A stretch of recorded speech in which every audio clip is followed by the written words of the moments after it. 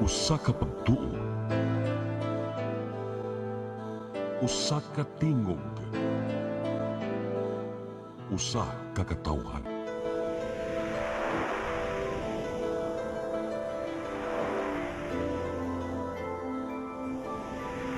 Cebu Catholic Television Network.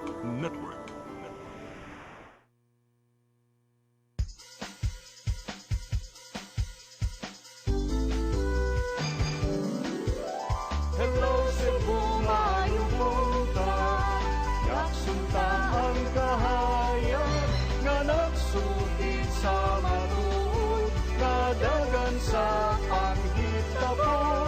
Hello Cebu, maayong buntag Pinoy.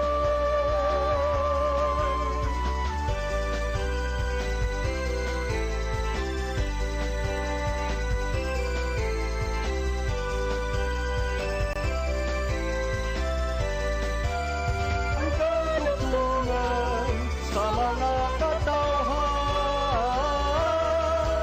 Hello Cebu, hello Cebu, maayong buntag Pinoy, maayong buntag Pinoy, maayong buntag Pinoy. Hello Cebu, maayong buntag Pinoy. Adlaw karong Miyerkules, adlaw sa atong inahan sa kanunayng panabang pitsa 13 sa buwan sa Marso 2024. Sa ngan sa akong partner nga si Manny de los Santos Rabacal, ako yung alagad sa kaanginan Malu Inocando Tabar sa atong programang Hello Cebu, maayong buntag Pinoy. Sa masanaanda nato dang ipadangat kining atong front pages sa mga pamantalaang lokal ug nasyonal atong sugdan sa Sunstar Daily. Sa Sunstar Daily, in Looc, Mandaue, fire raises 444 homes. Sa Super Balita sa Sunstar, 444 kabalay na ugdaw. Sa The Freeman, Inferno under the bridge, fire leaves hundreds homeless. Sa Banat News, sa The Freeman, sa Barangay Looc, Mandaue lang gihapon, kabalayan na ugdaw. Sa Philippine Daily Inquirer, filmmaker Pals walk free, raps Ide versus cops. Sa Philippine Star, House panel orders Kibuloy's arrest. Sa Manila Bulletin, El Nino damage to agriculture now 1.2 billion pesos. Ug sa Tempo, netizens warned versus hijack profile scam.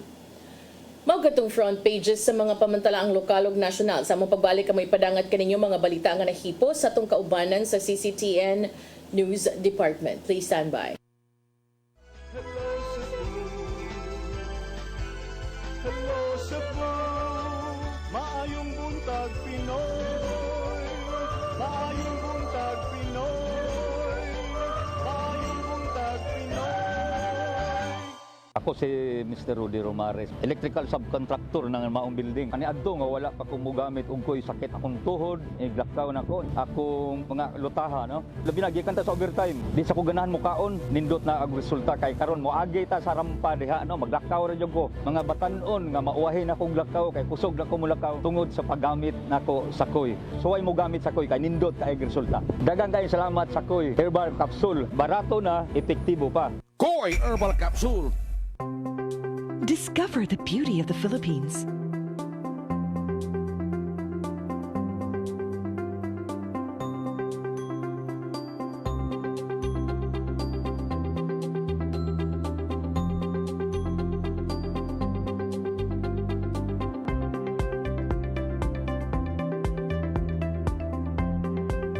With Philippine Airlines, the country's flag carrier.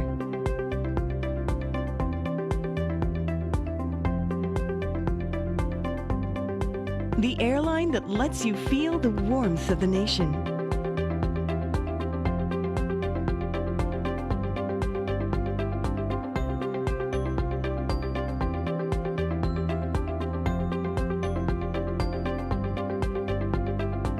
Mabuhay!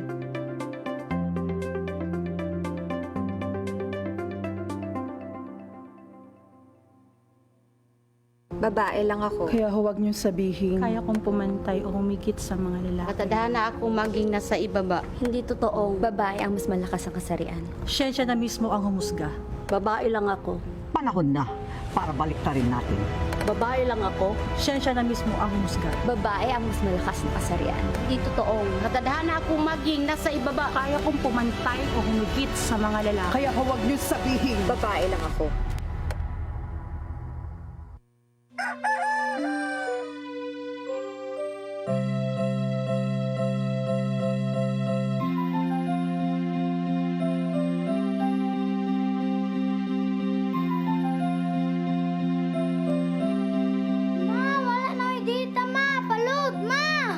Sorry ma'am, na-late ko. Nagita pa mong gusto para internet sa kong anak ma'am. ay wala na yung problema. Pag sinisibo. Sinisibo, sinisibo, For your internet connection, and for the signal of your cable TV. so fast and straight, the transmission to your phone. Sinisibo, sinisibo, sinisibo, Offers you to have fiber optics. for your viewing experience, perfect and clear so fast. So great and affordable for you to enjoy. Cine Cebu Television Network Incorporated offers fiber to the home broadband internet bundled with fiber to the home cable TV connection. Cine Cebu Television Network Incorporated with its operation in Metro Cebu and the whole province of Cebu soon. And affordable for you to enjoy. Sinisibo. Hello Cebu, hello Cebu, maayong buntag Pinoy, maayong buntag Pinoy, maayong buntag Pinoy. Balik sa Hello Cebu, may buntag Pinoy karon sa atong mga balita. Nagunas itong mga balita karong buntaga, Cebu City Mayor Michael Rama may pagguba sa gate ug sa boom barrier sa ganghaan sa Beverly Hills Subdivision.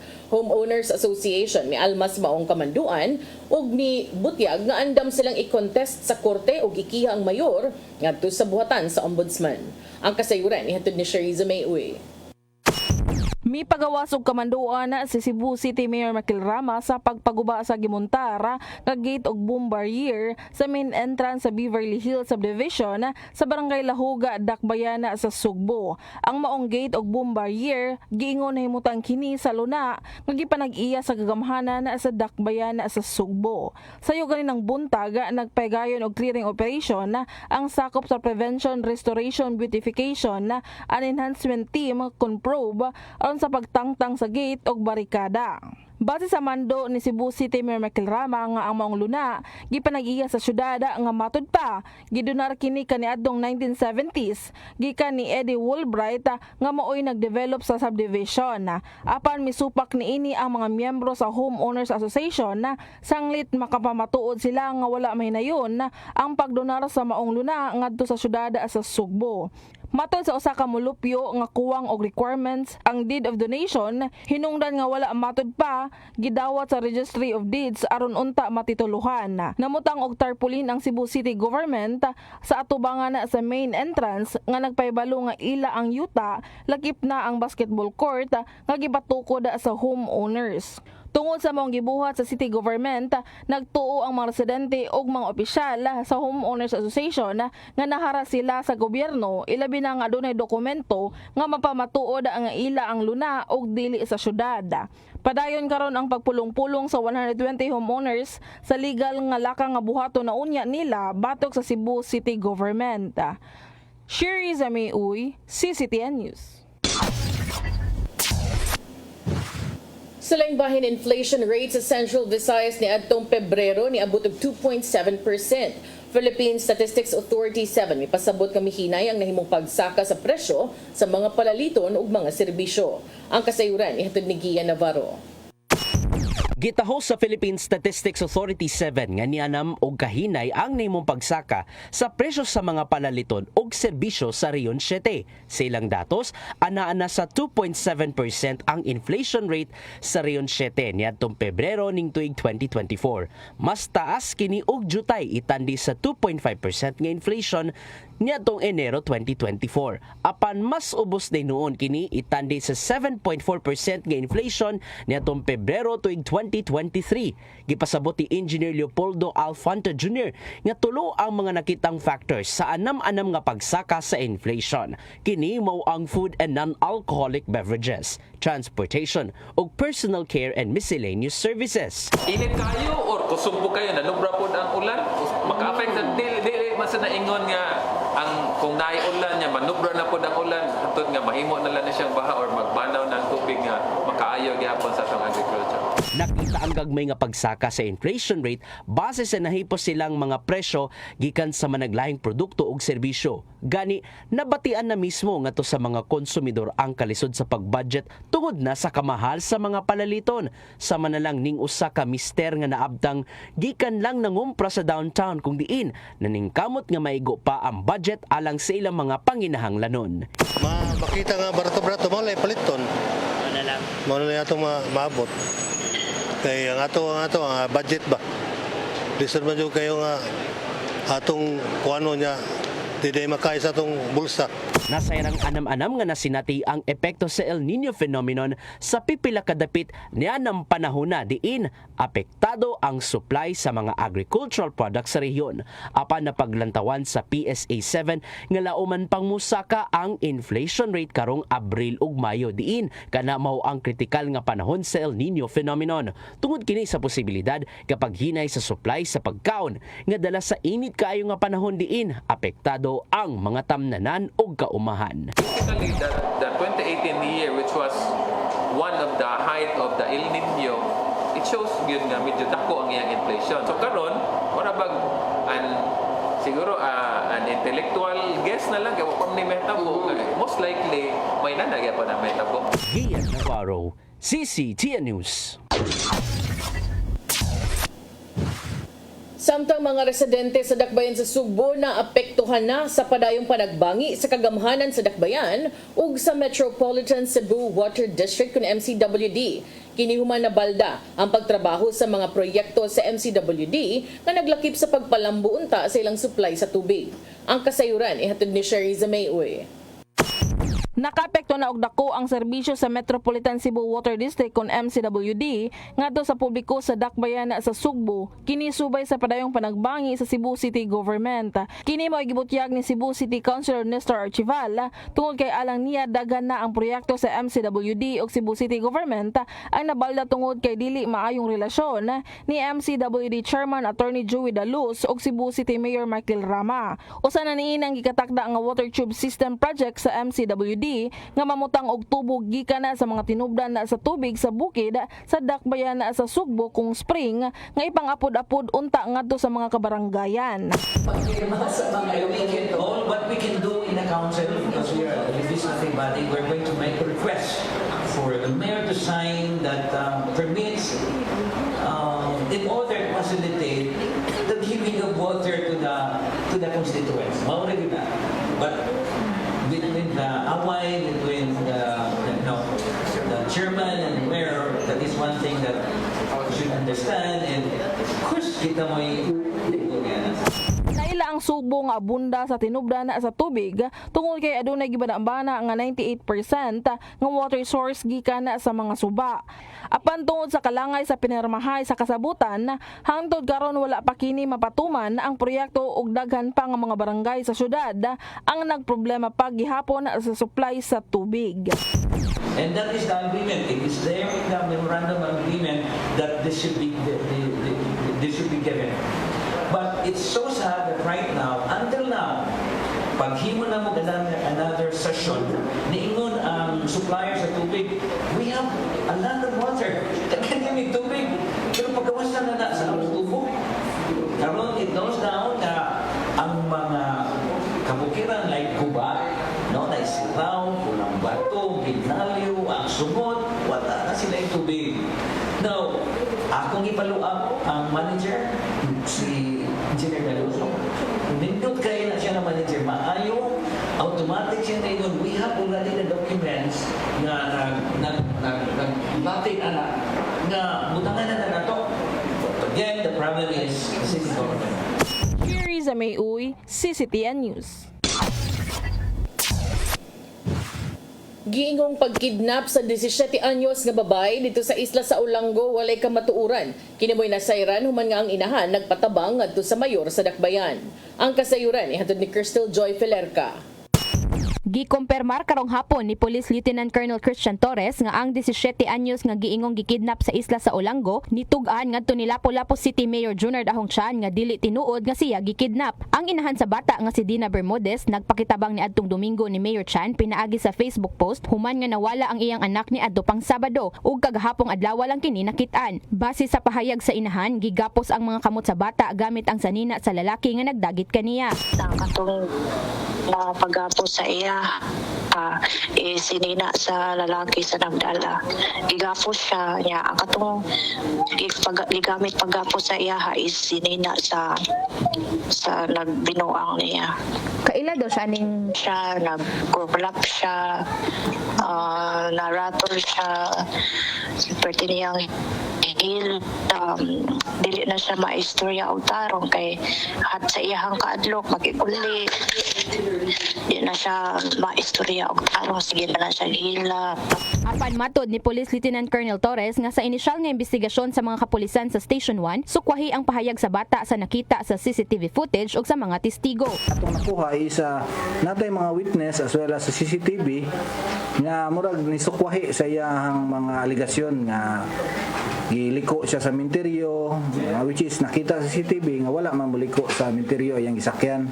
Then nasa mga witnesses nga mo prove nga kita sila ng bata pag Sabado till gahapon nga naglakaw-lakaw na siya free will, wala gigaid, wala magdagan, wala gunsa man. Dugang ni Police Lieutenant Colonel Torres nga sa pahayag sa bata, tricycle ang gisakyan niini. Apan makita sa mga CCTV footage nga motor ang gisakyan niini. Ang maong bata giingon nga nananghid kini sa iyang guardian ni adtong Sabado nga molabang kini sa mainland aron magkuha sa package nga gipadala sa iyang inahan. Sa among pakighinabi sa inahan karong buntaga, kasamtangan siyang naa karon sa laing nasod. Ang maong bata anak ni sa iyang igsuon apan adopted kini niya og kasamtangan kining nagpuyo karon sa iyang igagaw. Gibutyag ni Bermudez nga niadtong Biyernes niabot na ang iyang gipadalang package gikan sa Hong Kong nga didto niya gi-address sa Barangay Babag apan gisabot na niya ang bata nga dili lang usa kini kuhaon. Pagkaugma ni ana adlong Sabado nilakaw ang bata pasado alas 10 sa buntag ug ang pananghid niini sa iyang guardian nga molabang siya diri sa mainland aron sa pagkuha sa package. Apan wala kini mananghid niya og imposible daw motabukto paingon sa mainland tungod kay nagsabot na sila nga dili usa niya kuhaon ang package. Ingon ko sa iya nga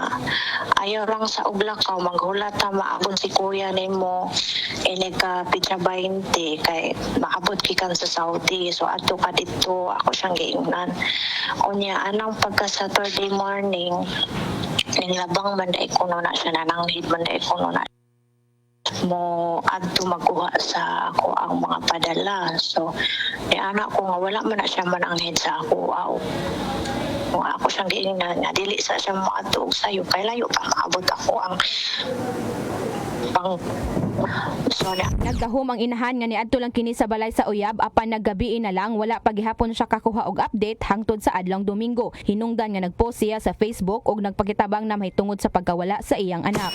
Wala man jud so na-worry jud ko og tarong og asa na siya kay nasa betay mga nadung katong mga panghitabo pud nga nangagi sa mga balita so pwede na ko worry na suko ko maayos sa iya as at the same time nag-worry sad ko maasa siya padingon so anang pagka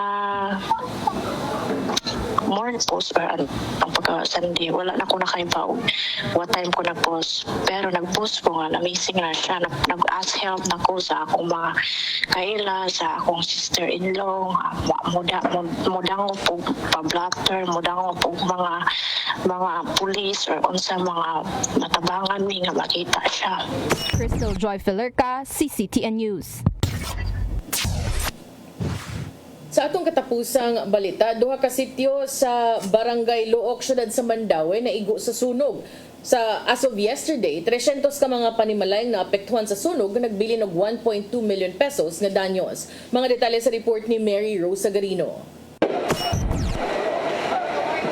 Usya kada kong sunog ang niigo sa duha ka sitio sa Barangay Luok, Dakbayan sa Mandawi kaganinang udto. Ang sunog niigo sa bantayan sa Hari ug under the bridge matud pa sa kapitan sa barangay nga si Kevin Kabahog. Matud sa mga residente nga niulbo ang sunog pasado alas 11 sa buntag. Giisa kini sa kabombiruhan sa third alarm alas 12:22 sa udto o gideklarar nga fire out alas 2:16. Si Jelen Pasibog 28 anyos nagabang sa lugar ni Saysay nga naghigda siya sud sa iyang boarding house ni atong higayuna. Sa dihang nakadungog na lang siya og singgit sa mga silingan nga naay sunog. Nagdali na usab kini og walay nada nga kabtangan gawas na sa pipila ka mga importante nga dokumento. Matud ni ini nga suma pa sa mga silingan o sa kabata nga may diferensya sa paghuna-huna ang nagduwa og kayo nga mo'y gituuhan sa pagsugod sa sunog. Ay buong na lang may nga kanang kuan na kusog na kayong kayo.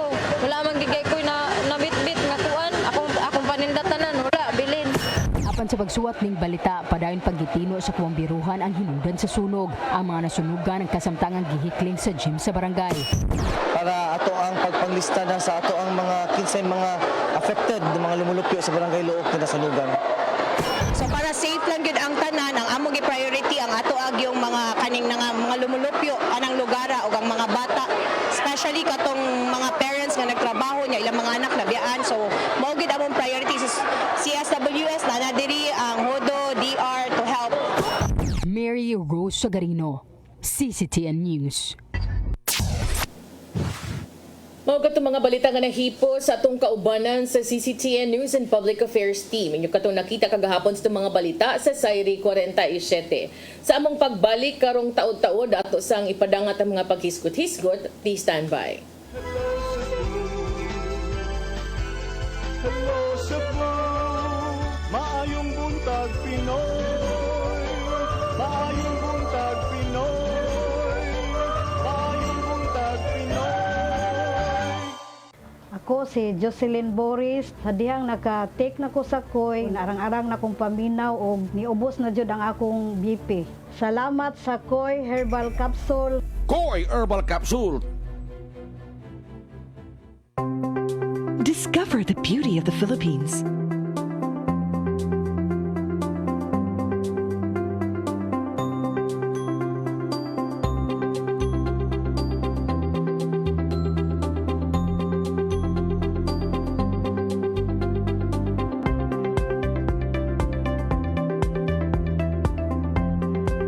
With Philippine Airlines, the country's flag carrier.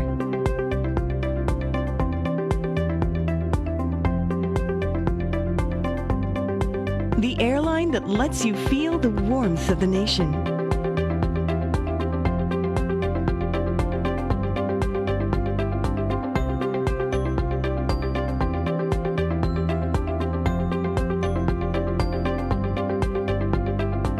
Mabuhay!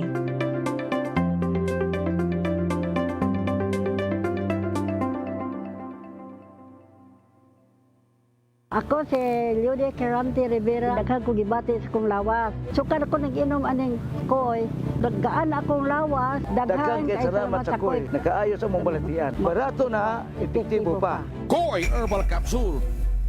Babae lang ako. Kaya huwag niyong sabihin. Kaya kong pumantay o humigit sa mga lalaki. Matadhana akong maging nasa ibaba. Hindi totoong babae ang mas malakas ang kasarian. Siyensya na mismo ang humusga. Babae lang ako. Panahon na para baliktarin natin. Babae lang ako. Siyensya na mismo ang humusga. Babae ang mas malakas ang kasarian. Hindi totoong Matadhana akong maging nasa ibaba. Kaya kong pumantay o humigit sa mga lalaki. Kaya huwag niyo sabihin. Babae lang ako. Hello Cebu, maayong buntag Pinoy. Maayong buntag Pinoy. Maayong buntag Pinoy. Balik sa Hello Cebu, maayong buntag Pinoy. Karon sa ato mga paghisgot-hisgot ato sang unahon ug hatag ug pagtagad kining duga mga detalye no sa trahedya nga maigo sa Barangay Look sa dakbayan sa Mandawi kagahapon. Human niabot gyud kaganina sa itong mga balita kay as of yesterday man to paghimo sa itong mga balita 300 apan karon sa atong front pages 444 no ang mga apektadong mga panimalay niabot gyud og 340 ka mga panimalay ang hingpit nga ng guba tungod sa sunog nga miigo didto dapit sa Mactan Mandawi Bridge sa Barangay Look, Mandawi City kagahapon. Si Senior Fire Inspector Leo Andicoy sa Bureau of Fire Protection nga mo'y nangu sa investigasyon niingon nga ilapang padayon nga gisusi ang hinungdan sa sunog nga miigo ilawom sa Taytayan. So ang latest nga ato ang nadawat gikan usab ni sa ato ang kasayuran nga nakuha sa local government of Mandawi sa Mandawi City Government atong nasayran nga sa base sa ilahang mga detalye as of 6:25 kagabi ang sunog nakaapekto kini sa Purok 1, Purok 2 ug Purok 3 sa sitio under the bridge sa Barangay Look. Nasaka o nadawat ang unang alarma 12:12 sa udto. Gisundan kini sa second alarm alas 12:15. Gisundan kinig nahimog giisa kinig third alarm alas 12:22. Na-control kini 12:42 ug himpit ka na paong alas 2:16. Kung imong tan-aw ng timeline purting taasa sa panahon before ni hingpit nga napaong no kay almost mga 2 hours gyud. Padayon pang giimbestigar ang hinungdan sa sunog unya kung kamo na suhito dinhang dapita makaagi man gyud ta dinhag moadto tag lapu-lapu daghan tag makit-anon kabawta nga daghan kaayo dinhas mga panimalay kasagaran if not all sikit-sikit gyud ang mga panimalay dinha. So ka-imagine ka unsay epekto kung dunay usa lang nga maapektuhan sa sunog. Sa base sa records sa City Government of Mandawi, ang mga apektado sa maong sunog sa mga nasunugan 113 ka renters, 366 owners as of 6:25 PM. Mga apektadong pamilya ni abot og 479, samtang mga individual 1,652 as of 6:25 PM. Kasamtangan silang gipahiluna sa Look Gym ug sa Cesar M. Cabahog Elementary School sa Barangay Look sa Dakbayan sa Mandawi. So kung tanaw na nimo numbers dako na gani kaayo unsa pa kag mga tawo no 1,652 individuals and 479 families. Makaingon ta nga dili lalim and ka-imagine sad ko sa efforts ug sa labad sa uron sa ato ang mga opisyales sa Barangay Look ug sa atong opisyales sa Dakbayan sa Mandawi. So ato mga kaigsuunan kung doon naman gay mo'y extra nga pwede ninyo matunol nga hinabang bisag unsa nga mga available ka na lang po magamit pa ayaw na pud nang ato lang nang siguraduon ha kay ang uban ra ba moingon ra ba mga donations mag-arte-arte nganong dili pwede used clothing kaya ang uban di naman good used clothing ang ihatag kana namang mga nuog so tan-awa pud ninyo para nako ang barometro sa paghatag simple ra kaayo kung ang kana nga butang nga imong gihatag is something nga ikaw kung tagaan malipay ka then by all means give it pero kanang butanga kung imo nang gihatag kay di na kaganahan murag di na pud na mao kay wala man kay kagiganahan unsa pa katoy imong gihatagan di ba so ibaw ta lisod ang panahon mahalang palaliton pero nasayod gyud ta nga dili pa gyud ni kanang ang atong kalisod nga nasinati ron wala ni katunga sa kalisod ug sa kasakit ni anang mga apektado sa sunog kay nawad-ag mga panimalay na wad-an og mga butang ang uban biya na wa gyud mahipos wa gyud ma-save. So kung doon na mo extra, be it food, be it clothing, o mga gamit, ato inta nang ihatag. Kung asa mo pabor, doon naman ay mga nagkalain-lain po nga mga mag-launch og mga donation drive, what is nearest to you, most convenient to you, ato i-turn over kay para pud maabot sa mga hintungdan nga naapektuhan sa sunog dinha sa sitio sa sitio under the bridge sa Barangay Look, Dakbayan sa Mandawi. So ito paning padayon gi-monitor no. I have a feeling mas musaka-saka pag yun ning gidaghanon karon, especially kay padayon pa in town to kagahapon nga giimbestigar og nag-profiling og nang lista pasad ang atong mga ginsakupan sa kagamhanan sa lokal nga pangagamhanan sa Dakbayan sa Mandawi. So atong nasayran usab nga gikan sa Bureau of Fire sa Mandaue nga niabot gyud kuno 5,000 square meters ang naapektuhan sa sunog. Padayon pa sila karon nga nagsusi sa mga dapit, nag-imbestigar. The good thing lang yun para nako is walay na report nga naangol o nakalas sa maong sunog. So, ubay-ubay ni hasta mga nag-abang, no, apektado ila mapud nang ipanglista. So, si Vice Mayor Glenn Bersede ni pahibaw nga 20 ka classrooms sa Cesar Cabahog Elementary School nga naasad ni himutang tupad sa Look Gymnasium ang ilahang gibuksan aron sad magamit sa mga ipagamit sa mga biktima sa sunog. Ang dakbayan muhatag sab nilag pagkaon ug uban pang mga panginahanglan. Ang kapitan sa Barangay Look nga si Kapitan Raul Cabahog ni hangyo sa mga silingang barangay ug mga silingang syudad for in-kind donations nga mahimong i-turn over ngadto sa Look Barangay Hall. Matud pa niya dili gyud lalim. Labi na ang Look bag-o lang kaayong nasunugan ning Sitio Paradise sad. Wa pa gani ang uban ka recover pero karon na sa laing sunog. Mao gyud. Kuan Look gihapon ang nasunugan dili gyud in town ni lalim kaning maong trahedya, no. Nahitabo na bag-o lang mga last year ba to na ni-declare gyud sila state of calamity kay grabe sad kaayo tong sunuga nga miigo dinha gihapon sa Barangay Look sa Dakbayan sa Mandaue. Unya kagahapon sa kadako sa sunog hastang mga bombero gikas Lapu-Lapu, Talisay ug Danau ni responde gyud aron mo tabang usab sa atong mga bombero sa pag-respond, no, sa sunog nga miigo dinha sa Barangay Look sa Dakbayan sa Mandaue.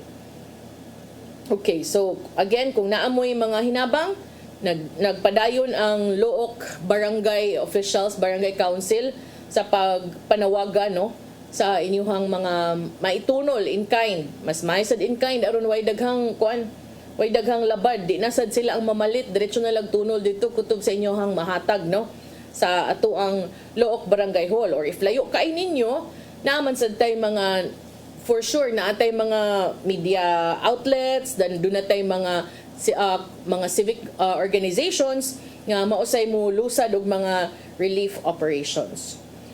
Sige, so arita sa dugang mga paghisgot-hisgot, nadakpan akong mata aning balita, no, nga dito sa kauluhan man ni gawas nga ni saka kuno kining hijack profile nga mga scam sa milabayng buwan adtong Pebrero. Kini mo gibutyag sa Philippine National Police Anti-Cybercrime Group.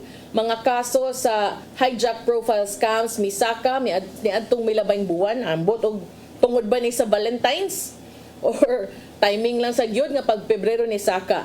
Kini may gibutyag sa Philippine National Police Anti-Cybercrime Group sa ilahang report ni adtong Lunes. Ang kining maong hijack profile scam involves a perpetrator gaining unauthorized access sa usa ka social media account unya gamiton kini aron magpadag mga mensahe sa mga friends or contacts sa maong tag-iya atong social media account kay mangayo og tabang pinansyal, of course under false pretenses. Niabot og di mo menos 178 ka kaso ang natala gikan sa Nobyembre 2023 hangtod sa milabay nga buwan. So, kuan lang na. November, December, January, 4 months. So, in 4 months alone, nakadaghan na ang mga kaso nga natala, no, sa atong mga otoridad. Unya, February 2024 kuno marked a significant peak with 89 cases reported, indicating a concerning upward trend in this form of cybercrime. Si PNP Anti-Cybercrime Group Director Major General Sidney Ernia mi emphasize sa kaimportante sa pagbantay sa atong social media account batok ni anang gitawag og hijack profile scams. If you suspect that your profile has been hijacked, immediately report it to the platform or the service provider. Kinahanglan ko na mahimog tukmang lakang aron ma-secure ang account. Ug mo pahibaw sa relevant authorities aron malikayan ang potential legal liabilities that may arise from unauthorized access or misuse of your online identity, matud ni Ernia. kay importante kaayo nga mga ingon ana nga mga hitabo, no? Kay once ba maka-access sila sa imuhang account, pwede na nilang buhaton or mag-post og mga libel statements or muhimo og cybercrime. Unya, magtuog yun ka nga, imuhang amiga mo'y nagbuhat adto, imong amigo mo'y nagbuhat adto.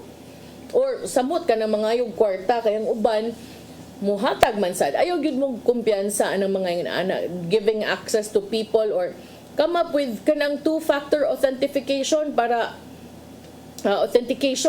ang inyong mga passwords, bisan pa siguro ma-access nila, ma-hack nila, naaragya po'y link either to your email or to your cellphone, aron dili sad mo kanang ingon anak kadali na ma-hack inyong accounts. Kay katulang ganing sa tong adlaw, katubang I think last week, no, nga nikalit lang ti urok ang Facebook. Huy, di ko mo tuog, wa mo kuyawan, kaya ang uban hug ko yang saon na lang tong mga kuan dito, mga group chat dito, ang mga messages dito, ang uban na kuyawan.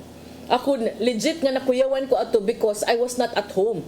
I was using the hotels kanang wifi ba, so akong hunahuna, oh my goodness, basin og kanang natimingan ko, basig, you know, there are a lot of ways to hack, especially kanang mga public na mga connections. But kanang tanan di ay, when I found out, medyo tanan di ay, sus, medyo nabuhi og balik ang Twitter, kay pag kita nga down ang Facebook, unya Facebook and Instagram parehang owners ug WhatsApp.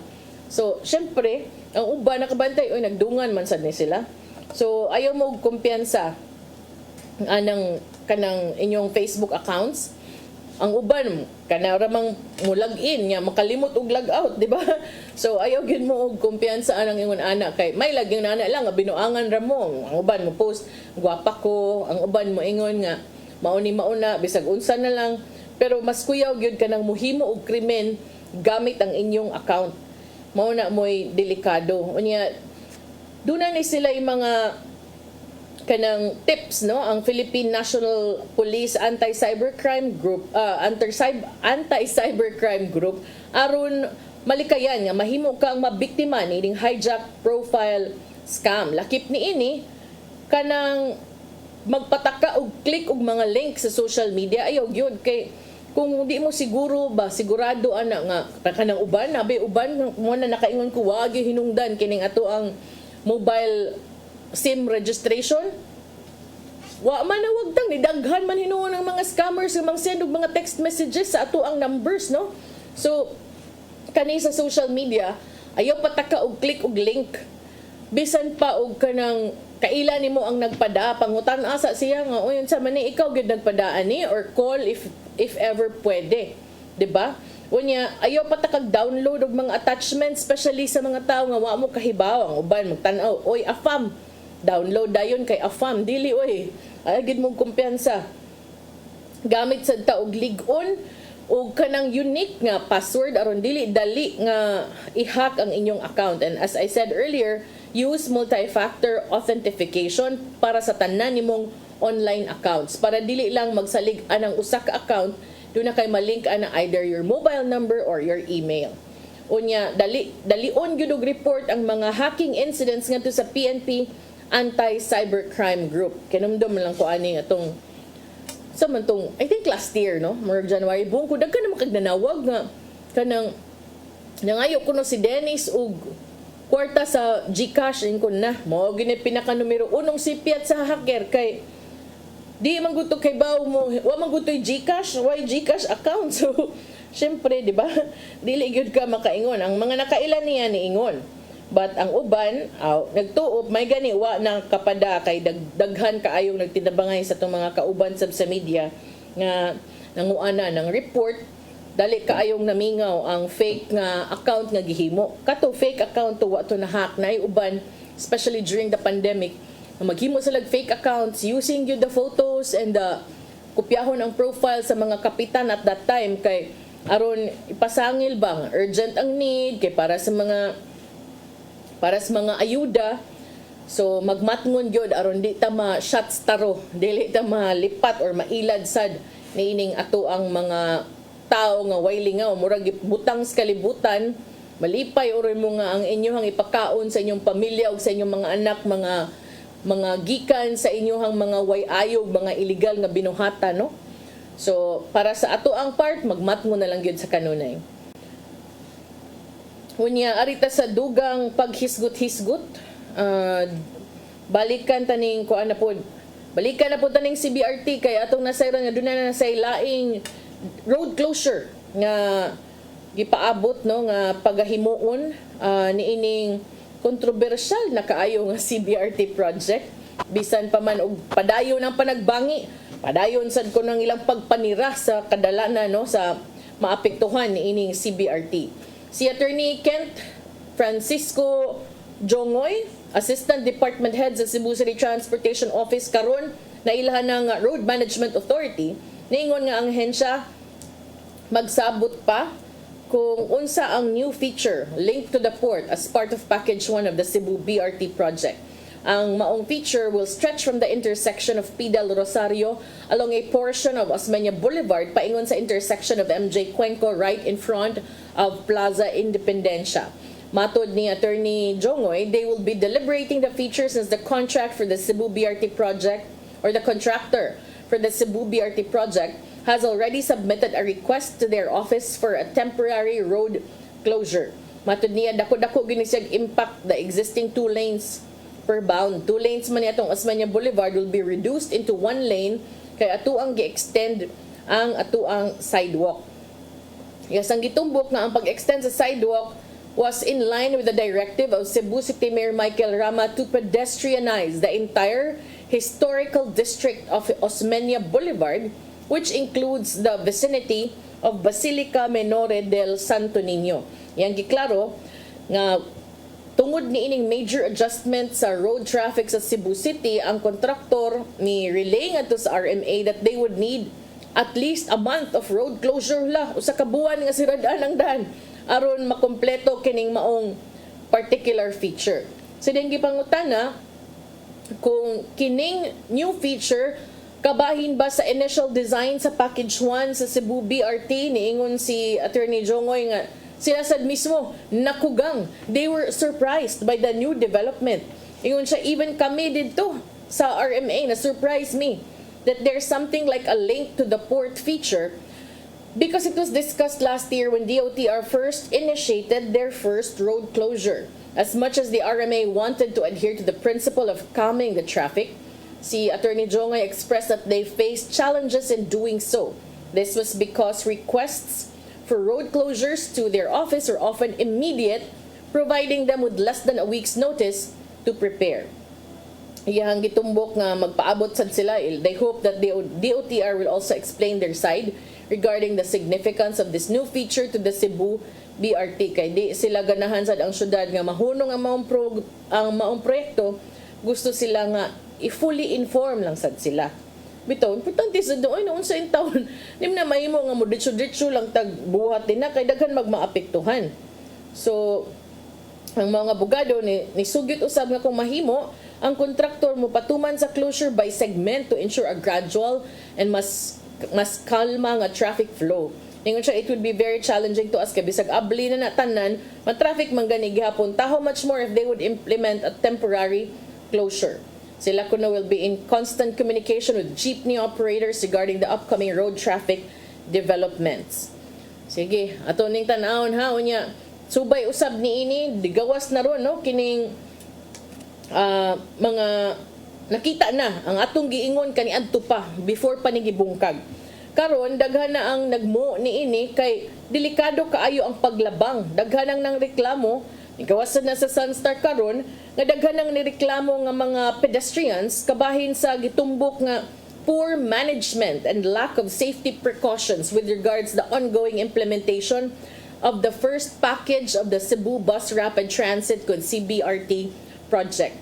Kanumduman kining first package nagtadlas ni sa 2.38 kilometers gikan sa Cebu South Bus Terminal sa Bacalso paingon sa atubangan nga bahin sa Capitol Building dias Osmeña Boulevard. Diba niingon ming Sir Manny kaniadto before pa ni gibungkag nga kining maong dan unya wa man nahisgutan to nga bungkagon ang skywalk nakaisgut naming Sir Manny ato nga time nga kana makaapekto kaay na sa mga estudyante kay asa man mulabang ang mga estudyante. Muagi ba nag Cebu Normal University, City Central School, Abelianan National School, unya di ni kay 50 ka buok estudyante, libuan ka mga estudyante ang maapektado ug kinahanglang mulabang ani. Ang uban siguro dili tanan pero daghan. Kani adto kay hinumduman, di ba, kung ako nasayop duha na ka mga skywalk ang muagi din hang dapita aron mas luwas ang ilang paglabang apan kini gibungkag giguba dungan usab sa skywalk atubangan sa Department of Health Office ni atong Pebrero aron matagaan og katumanan kining maong proyekto. Na karon daghan na kayo mga pedestrians, kasagaran ani mga estudyante, mga tinun-an sa nagkalain-laing mga eskwelahan unya. Remember Dilibya kay kanadihang dapita ang mulabang si Enyura og kanang City Central ug Abeliana kay moadto kasunahan na ay UC, moadto kasunahan na ay USC. Napanay ubang mga eskwelahan din ha. Unya di man tanan pud nga adto ra gyud mga agi na may uban need mo agi din ha para makaabot nga to pikas nga side, di ba? So daghan matud pa ang nangreklamo na mga students, pupils from the schools din ha, dihang dapita ug nakasaway sa kakuwang sa signage ug matud pa insufficient barriers to protect them from passing vehicles.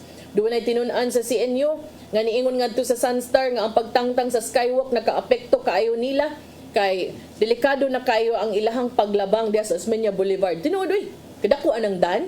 Unya kaniadto bahala mo din hag magpa turatoy mugdagan basta kay kami diri sa taas okay rami. Karon wa naman.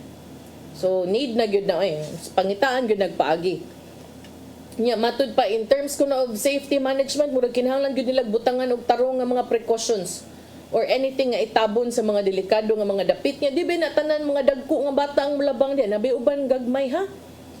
Wala kuno kuwang kuno og signages, especially kay daghang mga eskwelahan din ang dapita.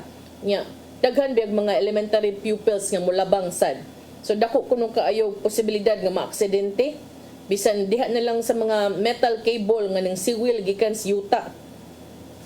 Si Attorney Jongoy ni angkon nga doon nagyud kuno mga risk hazard sa maong dapit hasta kanang open pit o kanang mga ginuba sa mga nagpadayon nga proyekto, no?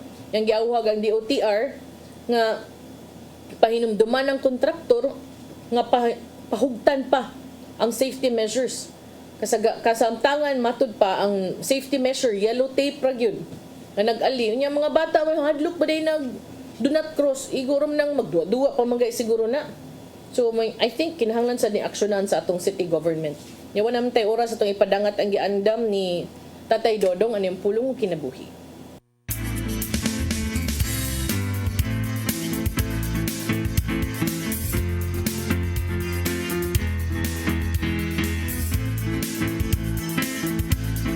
Ang pulong mo, ang diwag sa ko. Nagkalain-laing opinyon ang atong mabati mahitungod sa langit. Ana bagay langit. Unsa mayud kining dapita. Kitang mga magtotoo dinhi sa atong simbahang Katoliko, mituo sa atong mga pagtulunan nga nagayoy langit. Ang langit mao ang dapit nga puno sa paglaom. Kay sa gipadayag 21:1 nagingon, unya nakita ko ang usa ka bag-ong langit ug bag-ong yuta. Kay nahanaw naman ang unang langit ug ang unang yuta, ingon man ang dagat. Sa ato pa ay dili dayon ang atong pagpuyo dinhi sa kalibutan. Kay human sa atong kinabuhi dinhi, buadto man kita sa bag-ong langit. Sa usa ka dapit nga wa nay mga kasakit, puno sa kalipay. Mo kining gingon diha sa gipadayag 21:4 nga nagkanayon. Pahira niya ang ilang luha ug wala nay kabatayon ni kasubo. Paghilak o kasakit kay nahanaw naman ang daan ng mga butang. Nga makapadasig gayud ug hunaw-hunawon nga may padulungan di ay ang kalag sa tao human mamatay dinhi sa kalibutan. Kini maong dapit gihulagway diha sa gipadayag 22:1 ngadto sa 5 nga nag-ingon.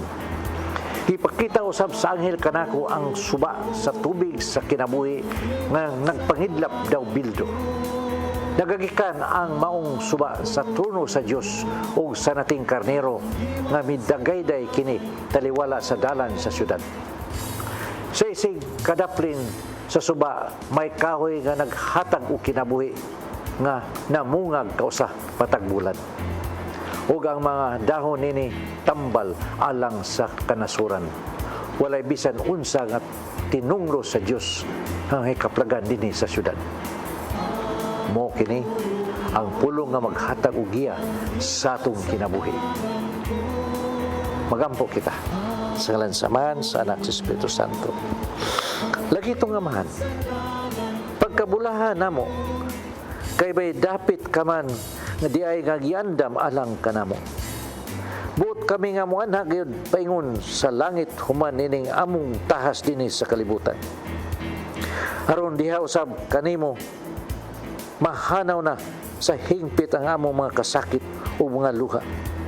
Tabangi kami sa among paningkamot ug sa among pagpuyo dinhi. Amen. Ang samahan sa Anak sa Espiritu Santo. Ang pulong mo, ang diwat sa dalan ko.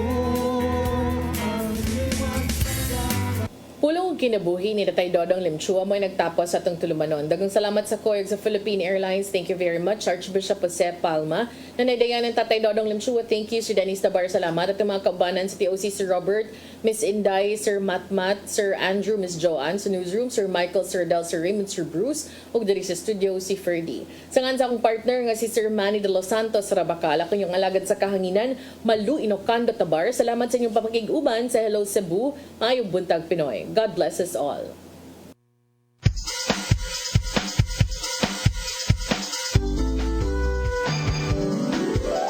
Hello Cebu, maayong buntag.